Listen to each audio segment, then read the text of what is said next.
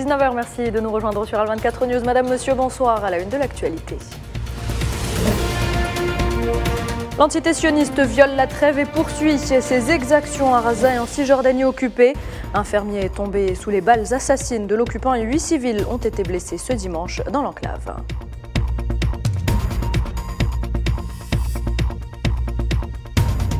Un troisième groupe de 39 Palestiniens, tous des enfants, ont été libérés des geôles sionistes ce dimanche. La résistance palestinienne a de son côté remis en liberté 17 captifs dans le cadre de l'accord de la trêve humanitaire.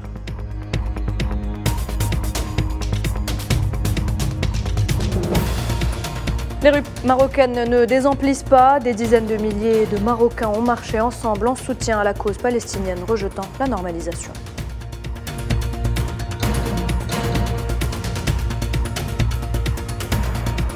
Et puis l'ancienne chef de la diplomatie espagnole a appelé dans un entretien accordé à un quotidien espagnol à une solution radicale concernant la question du Sahara occidental.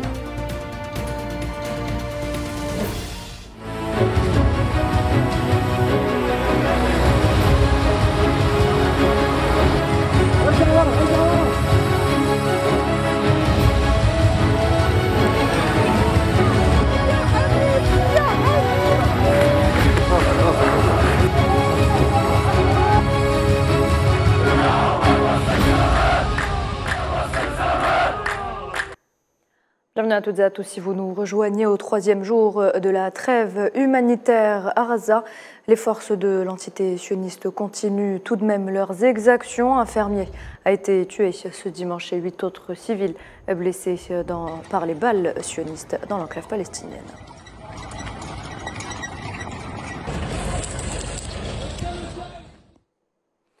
Les Palestiniens ont été tués en 24 heures en Cisjordanie occupée, dont 5 à Jénine, dans le nord du territoire occupé par l'entité sioniste. Selon le ministère palestinien de la Santé, les 5 civils morts à Jénine ont été la cible de tirs de l'armée de l'occupation lors d'une incursion de nombreux blindés dans la ville. À noter également que 15 personnes ont également été blessées.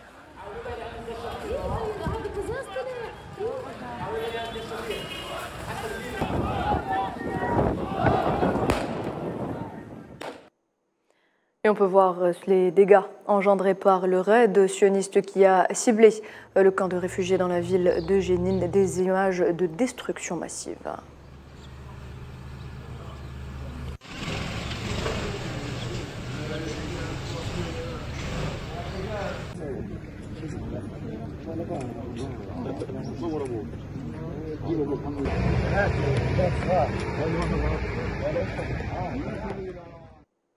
Et par ailleurs, sachez que la résistance palestinienne a confirmé la mort d'un important chef militaire et de 3 cadres.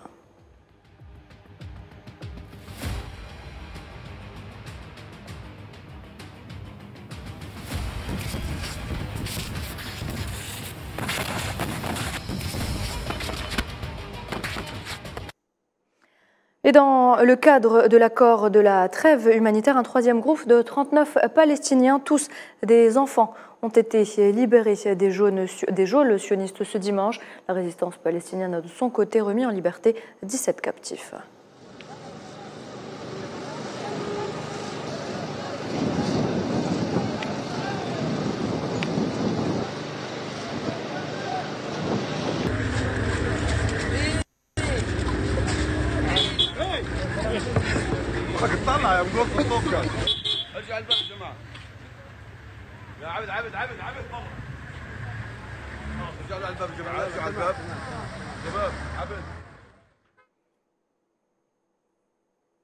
Un second groupe de 39 prisonniers palestiniens, 6 femmes et 33 enfants, avait été libéré hier samedi. 13 sionistes et 4 étrangers ont également été libérés de Gaza en coordination avec le Comité international de la Croix-Rouge. Les détails à Malamaziane Zitouni. Ils étaient 34 détenus palestiniens transportés par un bus du Comité international de la Croix-Rouge de la prison sioniste d'Ofer à El Biraha, dans le centre de la Cisjordanie occupée. 5 autres détenus d'Al-Quds Est occupés ont été libérés de la prison d'El Mescoubier où leurs familles les ont accueillis. L'échange de prisonniers entre l'entité sioniste et la résistance palestinienne se poursuit pour le deuxième jour consécutif en cette pause humanitaire de 4 jours. Isra Jarabis, l'une des prisonnières palestiniennes, est arrivée aujourd'hui à son domicile à Al-Quds Est, occupé par l'entité sioniste.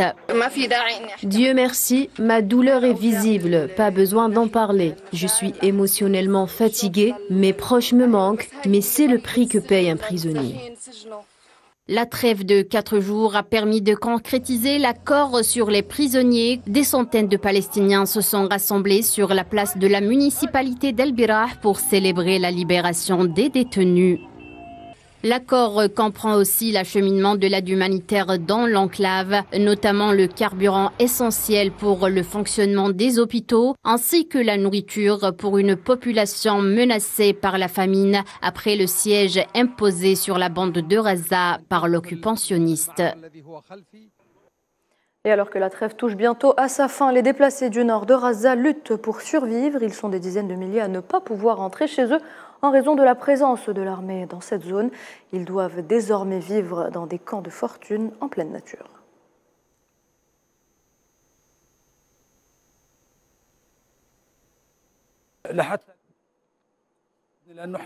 Jusqu'à présent, nous n'avons pas ressenti le cessez-le-feu parce que nous sommes originaires de la partie nord de la bande de Gaza et que nous continuons à nous réfugier dans des camps. Les habitants du sud de Gaza, eux, pourraient ressentir la trêve car les fournitures médicales et l'aide alimentaire arrivent dans le sud. Le nord de la bande de Gaza n'en a rien reçu pour le moment. Je suis très triste car les gens du nord ne peuvent pas rentrer chez eux. Nous avons été choqués lorsqu'on nous a annoncé la trêve, mais nous ne sommes pas autorisés à rentrer chez nous. Nous n'avons pas encore conclu un véritable cessez-le-feu. Nous pensons toujours que nous sommes en guerre. La situation est toujours désastreuse. Nous n'avons pas de solution, un abri, de la nourriture et de l'eau. J'espère que la trêve pourra être prolongée et que notre misère prendra fin. J'espère que nous pourrons retourner dans nos communautés de vie et retourner dans notre pays pour mener une vie normale. Et avec cette trêve, 248 camions d'aide humanitaire sont arrivés dans la bande de Gaza depuis donc l'entrée en vigueur de cette trêve selon l'ONU. Sur ce nombre, 61 véhicules ont acheminé du matériel médical, de la nourriture et de l'eau dans le nord de l'enclave. 11 ambulances, 3 autocars et un véhicule à plateau ont été livrés à l'hôpital Al-Shifa, le plus grand de la bande de Gaza, pour aider aux évacuations.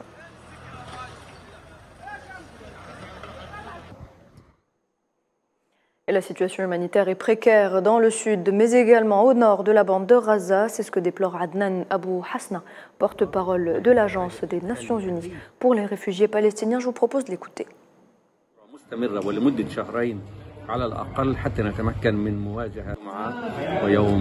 Ce vendredi, on a acheminé des quantités considérables d'aides humanitaires vers la bande de Gaza. Pareil pour la journée de samedi, les quantités d'aide ont été plus importantes en coopération avec des organisations humanitaires et le Croissant Rouge palestinien. Toutefois, les aides ont été distribuées aux différents centres d'hébergement et même en dehors de ces centres. Les besoins de la population sont énormes et pour satisfaire toutes les demandes, nous aurons besoin de 200 camions d'aide humanitaire d'une façon continue durant 2 mois au minimum. Nous aurons besoin également d'acheminer de grandes quantités de carburant pour la réactivation des services dans divers secteurs. La situation dans le nord de Gaza est lamentable.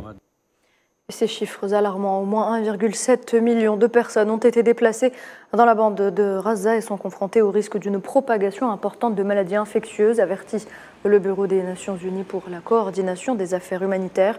Près de 80% des habitants de Gaza sont devenus des déplacés internes, avec environ 896 000 déplacés résidant dans 99 installations dans le centre et le sud de la région.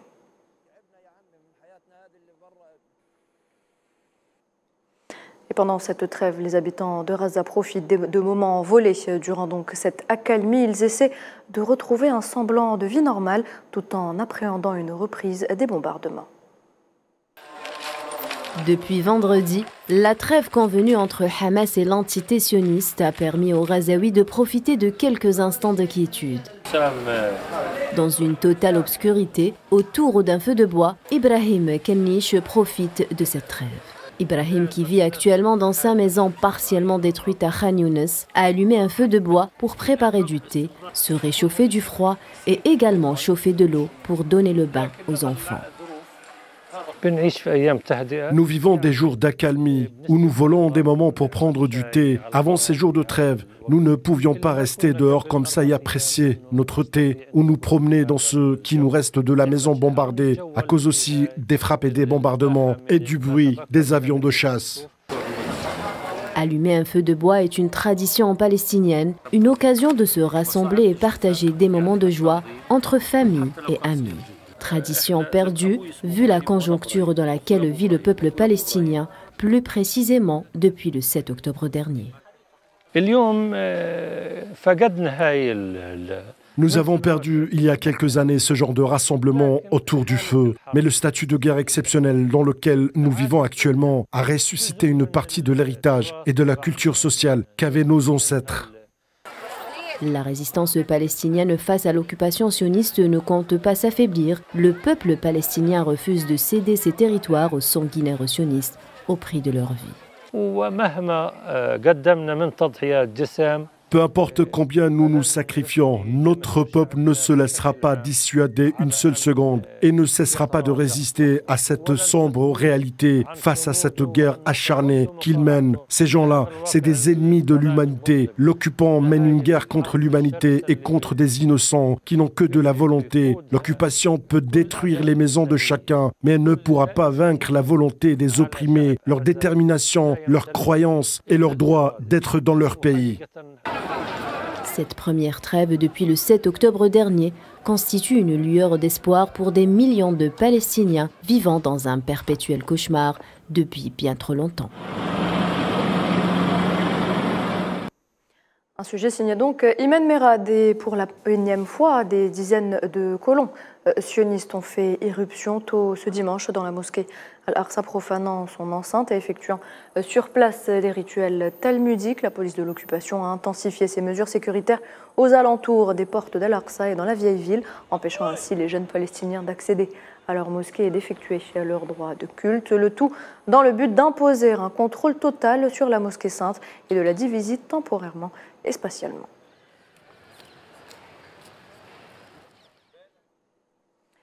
Le leader Galaxy, un navire propriété d'un homme d'affaires israélien, a été saisi au large du Yémen. Selon les Houthis, cette saisie s'est faite en soutien aux Palestiniens. Les Houthis qui ont également lancé une série de drones et de missiles en direction de l'entité sioniste au cours des dernières semaines.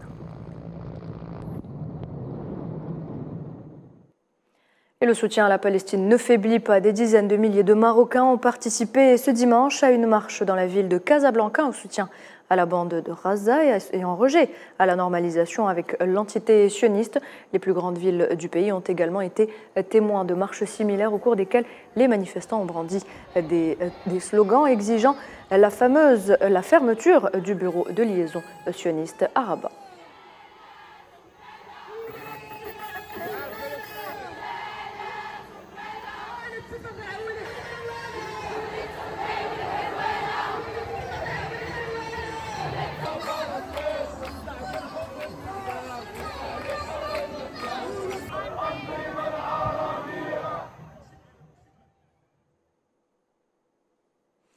Et même soutien en Afrique du Sud, des centaines de manifestants ont défilé sous un drapeau palestinien géant à Durban ce dimanche pour montrer leur solidarité avec les Palestiniens de Gaza, les Sud-Africains qui ont appelé à mettre fin à l'apartheid et à l'occupation sioniste.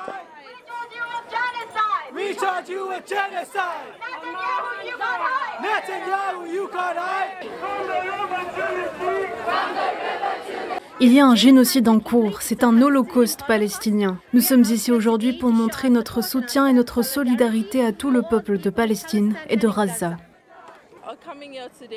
En venant ici aujourd'hui, c'est nous, les mères, qui le ressentons le plus. Tous les enfants du monde sont nos enfants et nous ressentons la douleur, nous ressentons la souffrance, nous ressentons ce qu'ils ressentent dans leur cœur. Et je n'ai même pas envie d'imaginer. Ils ont la force d'avancer, de déménager et d'aller ailleurs.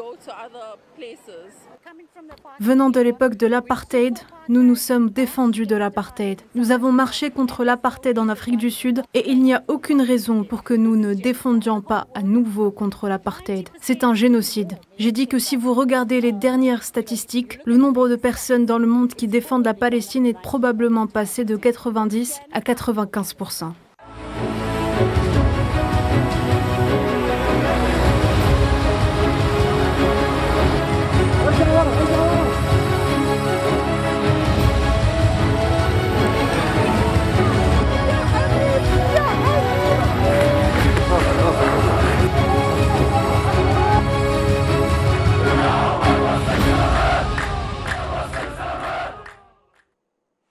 Dans l'actualité également, le président algérien Abdelmadjid Tebboune a présidé ce dimanche une réunion du Conseil des ministres consacrée au projet de loi régissant les activités minières et des exposés relatifs à l'ouverture du capital de 2 banques publiques. En plus d'autres dossiers, le président Tebboune a ainsi instruit le gouvernement de reporter l'approbation du projet de loi dans le but d'enrichir et d'impliquer davantage les spécialistes et les experts en vue d'ouvrir la voie à la clientèle algérienne dans cette activité minière.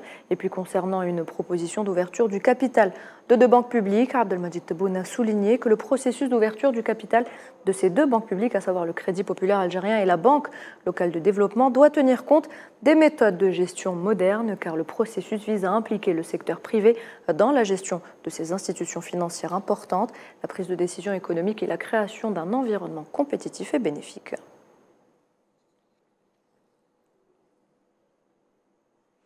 Et nous le disions en titre, l'ancienne chef de la diplomatie espagnole, Arantxa González Laya, a dévoilé son point de vue sur la question du Sahara occidental. C'était dans un entretien au journal espagnol El Independiente, soulignant que personne ne peut représenter la volonté du parti sahraoui. L'ex-ministre a par ailleurs noté la nécessité de mettre en œuvre les résolutions de l'ONU qui encadrent la solution à la question du Sahara occidental conformément au droit international.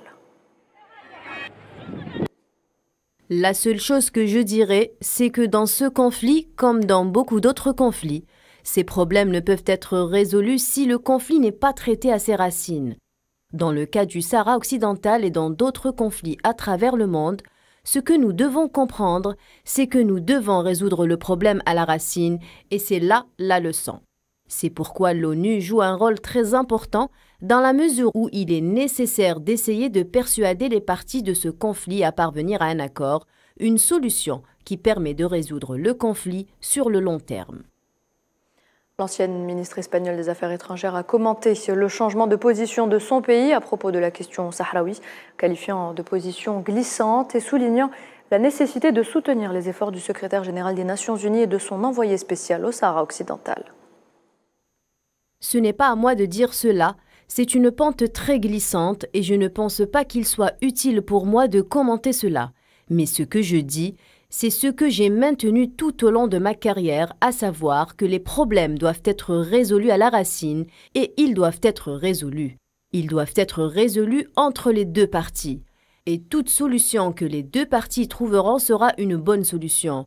Tout ce que nous pouvons faire, c'est aider à atteindre cette solution. L'Espagne doit pouvoir soutenir tous les efforts déployés par le secrétaire général des Nations Unies et son envoyé spécial, et c'est là notre rôle, mais il faut aborder la question à sa source, négociation entre les 2 parties.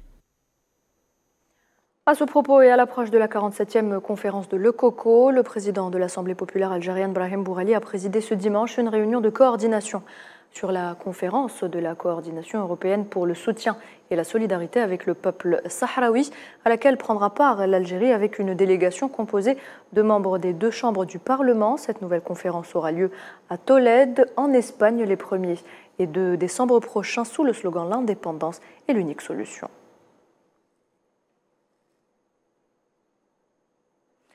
On reste en Afrique. Le Tchad a franchi une étape importante avec le lancement officiel de la campagne pour un référendum constitutionnel, une étape clé vers des élections promises par le gouvernement de transition au pouvoir depuis 2 ans et demi. Mohamed Wali Ben Chaban. Inaugurant une nouvelle phase de son parcours politique avec le début de la campagne pour un référendum constitutionnel prévu le 17 décembre prochain. Le Tchad se dirige droit vers la concrétisation des promesses pour la tenue d'élections présidentielles en 2024. Ce dialogue dont les résolutions et recommandations nous ont permis de rédiger ce projet de constitution que nous soumettons à l'appréciation du peuple tchadien le 17 décembre prochain. Du haut de cette tribune, je vous appelle à ne ménager aucun effort pour faire triompher nos idéaux, notre foi en l'État unitaire fortement décentralisé où justice et égalité seront la boussole de la bonne gouvernance. L'engagement du pays à mettre en place des réformes démocratiques et à répondre aux aspirations des Tchadiens demeure un objectif primordial pour N'Djamena. L'optimisme règne parmi la population qui décide d'apporter le soutien au processus électoral. Ce dialogue dont les résolutions et recommandations nous ont permis de rédiger ce projet de constitution que nous soumettons à l'appréciation du peuple tchadien le 17 décembre prochain. Le chemin vers la refonte constitutionnelle n'est pas exempté de défis multiples. Ce processus démocratique vise à revisiter les fondements juridiques et institutionnels d'une nouvelle ère politique pour le Tchad. Situation sécuritaire tendue en Sierra Leone. Des témoins ont rapporté des coups de feu, que des coups de feu avaient été entendus et des détonations également à Freetown. Ce matin, il s'agit d'affrontements armés après une tentative avortée de forcer une armurerie militaire, selon le gouvernement qui a instauré un couvre-feu national. Aux premières heures dimanche, des individus non identifiés ont tenté de pénétrer dans l'armurerie militaire de la caserne de Wilberforce. Ils ont été repoussés. Un couvre-feu national a été décrété avec effet immédiat dans tout le pays. Nous conseillons vivement aux citoyens de rester chez eux. Nous restons déterminés à protéger la démocratie en Sierra Leone et j'invite tous les Sierra Leonais à s'unir pour assumer cette responsabilité collective.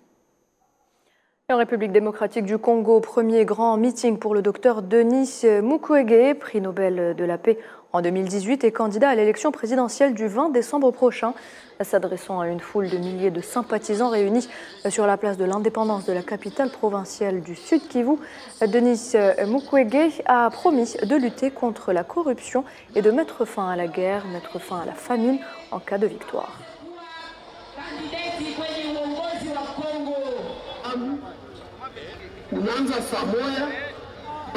Si je viens vous demander de me permettre de gérer le pays, c'est pour vous dire que je ne ferai pas carrière en politique. Je ne peux pas faire ça, mais j'ai une mission, et c'est cette mission que je porterai quand le temps le permettra. Je pense que si demain vous me confiez la direction du pays, la première chose est de bâtir une armée bien structurée et moderne. Sport football, l'USM Alger, tenant du titre, reçoit El Hilal de Benghazi de Libye. Ce soir, c'est à 20h au stade du 5 juillet pour le compte de la première journée de la phase de poule. L'objectif des Rouges et Noirs, c'est de débuter cette nouvelle aventure continentale et pourquoi pas se conserver son titre. Les détails, Salah Faisal. Un derby nord-africain lors de la première journée de la phase des coupes de la Coupe de Confédération africaine. L'USM Alger s'opposera à l'Ahli de Benghazi de Libye au stade olympique 5 juillet dans la capitale algérienne à 20h.